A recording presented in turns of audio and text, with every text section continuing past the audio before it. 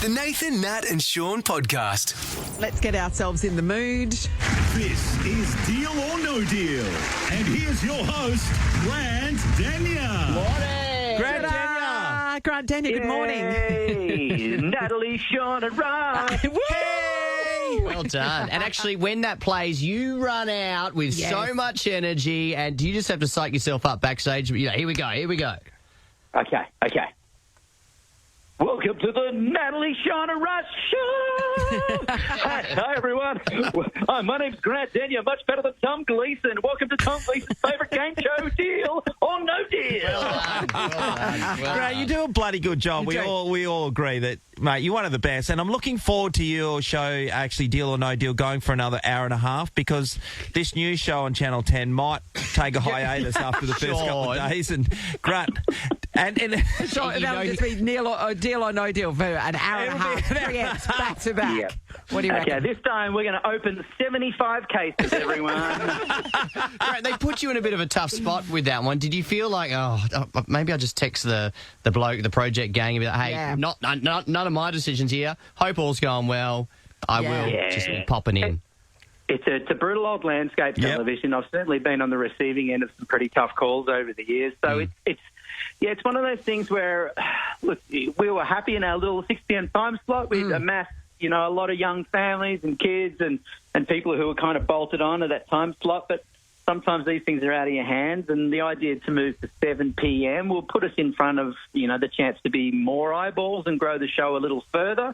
But, you never want it to be at the expense of anything else. Yeah. No, of course. A decision that's not mine. But what an era. Like that, they changed the game for news and how it was delivered. So, for that many years, was it 16 years, I think it was? Yeah. Incredible. yeah, they did an amazing job. But you do an incredible job too, Grant, every time you run out there. You're very good. Yeah. How's your fitness? How's your pre-game? How's your pre-season leading into this season? Oh, dude, I've been doing that many squats. You should see my really? abs. Really? It is. The badonkadonka's looking amazing. I am packing so much at the back end at the moment. It's looking glorious. Serena Williams. Every shot of mine on Insta is just all from behind at the moment. Just Rightly so. G-bangers. As it should be. G-bangers against trees, G-bangers against fence posts, Yeah. G-bangers against whatever you want. Can you drop it like it's hot? Can he? Oh, hell yeah. I go low. Shorty gets low. And I've got those Adam bottom jeans on, mate. Look Yes, the Daisy Dukes as well. Yeah, exactly. Loves it. You've got a lower centre of gravity, so it does help. Yeah, I don't know why my international basketball career never really took off. You can't be good at everything. That's not fair. No, rule out high jump in the Olympics as well. Yeah. Yes. That's a no-go for me. Yeah. Limbo. You'd be great at limbo. Motorsport was a safe home for me. Well, it wasn't. You broke your back. You broke your back. There was that. Okay, thanks for the reminder. That was a beautiful moment in history. That was my darkest moment in my life. Yeah. Thanks for bringing it up, Nat. You know what? I learned the other day, and this is a little bit of wisdom that I wasn't prepared to unveil on this show, because I know that you guys like to talk about things like boobs and farts. But you know what I realised the other day? The key to healing all your trauma is, and I don't want to discount what other people's trauma might be. Sure. Yep. But someone told me this, and I tell you what, it's powerful if you think about it. You need to learn to love the one thing in your life that you wish never had happened. That is wise, actually. That's really wise. Well, normally, Grant, that's where the growth comes from. Mm-hmm. Yeah. What are you saying at 5'5"? There clearly hasn't been a lot of growth. Is that what Growth you're as a saying? human being to deal with the things that have been holding you back, and deal with the situation that was at adversity. hand. That's deep. Adversity, Yeah, buddy. resilience. Yeah, you're right, because I think if you can if you can review and look at that moment in whatever the trauma of that moment was in your life differently, and see maybe any glimpses of something that happened that led to something positive out of that, then you are no longer bound by the chains that hold you down. Oh, Man, my you God. are, put it on a poster, Captain, my Gardenia. captain. A bit long, but... Carpe Tell you what. diem. Bloody Oprah Denya. That was really good. Hey, It's actually, we're laughing, but you're making a really good point. Yeah, You're for really sure. good. Well You're done. really, Thank you. Grant, are you still driving around and involved in motorsport? Okay. Am I still driving around? Like, You drive? Do kids drop off? I go to McDonald's drive-through. What a stupid question. But super fast. Yeah, no, racing, yes. I still do a bit of racing because it holds a soft spot in my heart. I've been doing it since I was 14. So, yeah. Did a Bathurst 12-hour, won the class, thank you. Bathurst 6-hour, was leading the race when I had a mechanical failure, but still going strong.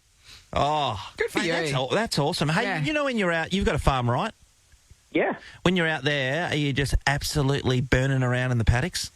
Oh, just cutting sick hoops, just out in the paddock, Yeah. sure.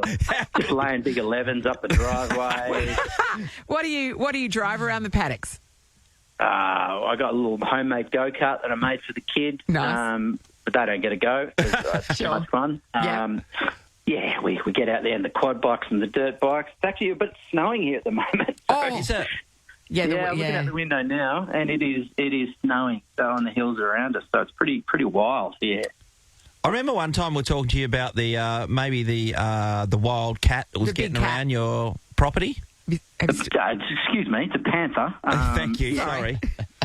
Yeah, and don't have that like accusatory tone where you think I'm crazy just because I said I saw the amazing mythical Black Panther on my own farm, and just Yes. calm down for just a second because I might have also 10 times zoom grainy iPhone footage of it jumping over a fence in my paddock, I'll have you know. Oh, okay. I did.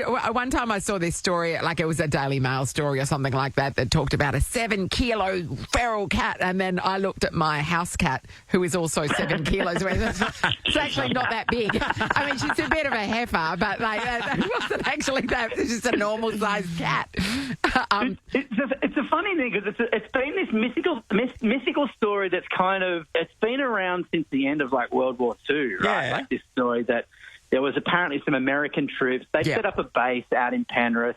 They'd come from Africa. They'd taken a few wild animals from Africa. They had them here as pets. Then when the war ended, they kind of released them all off into the bush and then just went back home to America, right? Yeah. And I'd heard this story. One of my first stories I ever did as a cadet journo at Channel 10 was this kid who reckons he was attacked by this giant panther. And I was like, this is a bit quirky. And so I went and met the kid and saw the scratches on his arm and saw the paw prints in the dirt. And I was like, that's a big something. So I kind of believed it for a while. I was intrigued by it. And then one day, my wife saw it first on our farm, got binoculars out. I thought she'd had one or too many Midori's. Yeah. As it turns out, mate, I've seen it with my own eyes. It's legit. Is it that big or is it just because you're small? Hey, perspective is everything, yes. His eyes are fine. I could tell because I had sheep in the paddock, so I had something to measure. You had it a against. point of reference. Grant, I know And then that. I wrote it. I wrote it to my school for pickup. Of course you did, like He-Man did. Yeah. The Castle Grayskull. But I mean, is a suggestion that the Americans released more than one and they've bred, or that this is just an 80-year-old panther that is still I think it bred with other wild cats, and now it's like some sort of super hybrid type thing. Okay.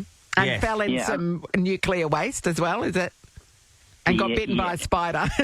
Okay, now you say it, I do feel crazy. On a serious I'm note, intrigued. when was the last time, Grant, you've seen any, like, do you see footprints? Do you see anything? Because we did speak to you about this, so we're all on board. Yeah.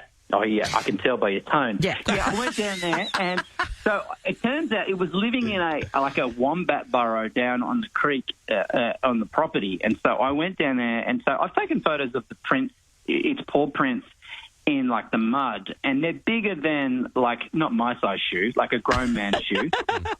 And yeah, no, they're bigger. And I could tell it was eating because there was like a sheep carcass in the wombat burrow, right? But wombats, they're not meat eaters; they eat grass, That's so a good they're point. herbivores. So it clearly was munching on something down in there. And then, but I set up some military style night vision Cameras? night sensor cameras. Yeah. What'd you find? And I got footage of Bigfoot, actually. So it was... Sasquatch. So, and his Win-win. foot is bigger than yours. You're right. It's in the name, isn't it? It's in the name. my 5-year-old daughter's foot's bigger than mine. Well, Grant, I mean, we're fully invested in are. your big cat, your panther. All of it. And we believe. Do you believe us? I got one idea for you. I don't know if you guys are up for this. We get some cheesels, Yes. some hot cocoa, Yes. steak-out. Yes. You know what I'm saying? I feel a steakouts on the cards. Absolutely. Yes. Let's get it. We'll get a couple of fold-out chairs from Bunnings. Some Yes. torches on our heads. So Yes. you can, but you turn them off at the start because you don't want to scare it off. So we'll have some camouflage. torches. We don't really need torches then, if that's the case.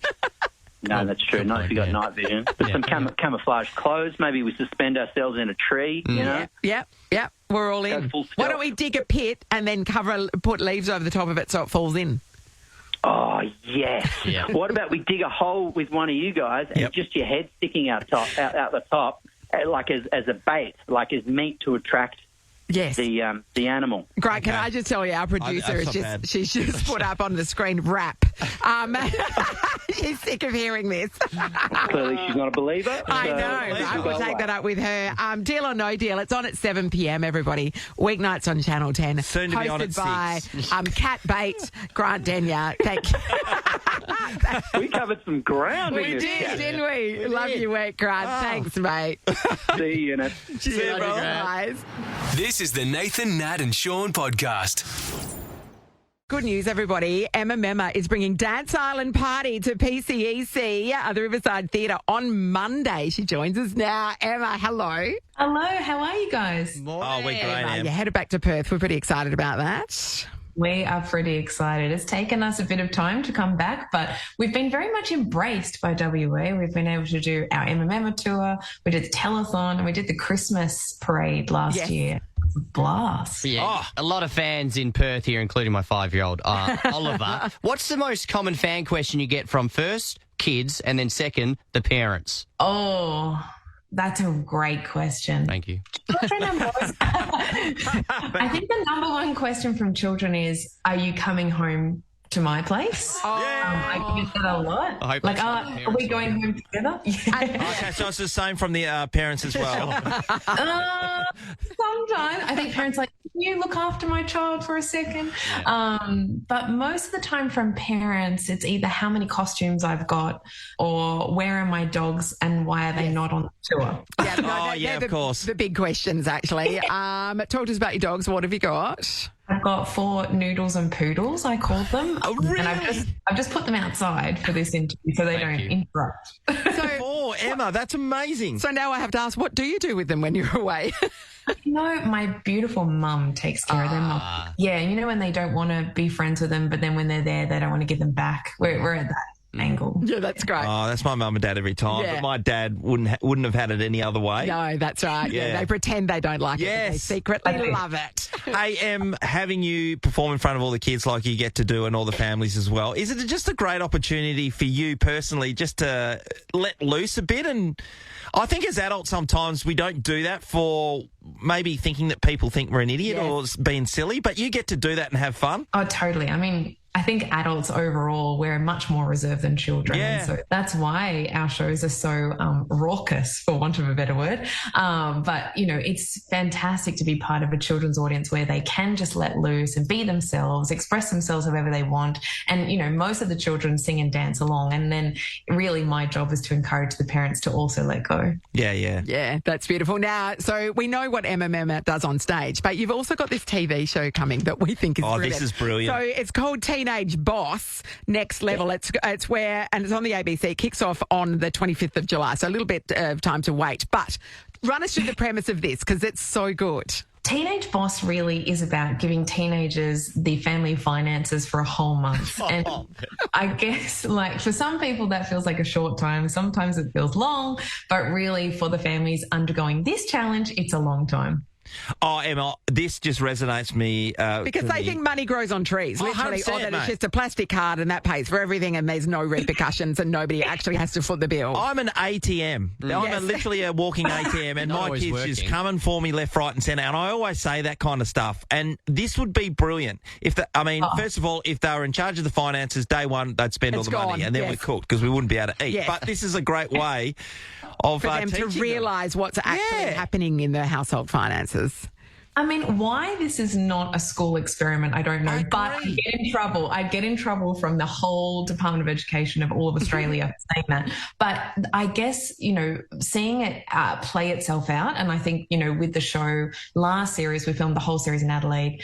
This series, we filmed the whole series in Tasmania. So maybe Western Australia is next. But, being able to be with the families the whole way through the month and see how it affects the whole family, not just the teen, but the teen's realisation of that, the fact that money doesn't grow on trees is really interesting to watch in real time. The parents obviously lose their power in this situation. So they can't make any decisions. Can they even advise the kids? I mean, they can try, but you know what children are like. Yeah. They're the boss. God, this is great. Did you come across any financial tips and tricks that you saw these teenagers using or not to do? What not to do? Oh, I saw a lot of what not to do. Overall, I think the teenagers are pretty thrifty. And I think being at their age, between about 15 and 17 years old, they're really looking for lateral ways to save money. So by putting their own family to work, I thought was pretty interesting. Yeah, right. Yeah. Everybody gets a side hustle. Come on. Yeah. I always find it's interesting because my kids, my family, they're very thrifty with their money, but not with your money. Yeah. Can you please apply for the next series? I've got to. I would love to see the McManus family do this. My older son is 23, right, and still to this day, and I've got teenagers all the way down. We should mention he has a commerce degree. Keep going. Yeah, you have commerce. And he's very thrifty. And this is, sometimes I get a message from my wife will ring me and she'll go, "Oh, I think we're going to go out for dinner tonight." I'm like, "Why? What? Oh, because I've just spoken to Lachlan, as my oldest, and he just said it'd be good for the family to get together and go out for dinner because I'm paying." I love it so much. It's exactly that. The whole show is that, and, how to stitch up your parents, basically. Yeah, because I guess kids also don't understand about all the other things that the bill, the electricity, the internet bill, the mortgage, the rent, all of those things. They don't know about that. Like, they have no clue that that's where all of the car registration, there's so many unseen expenses for them, isn't there? And they have good intentions to try and make savings at the start of the month, but when they realise that it's very tricky to affect things like electricity, gas, water, those things add up over time, and it's very tricky to get good savings out of those moments in just a month. Yeah. Should I save money or should I go to Yochi again?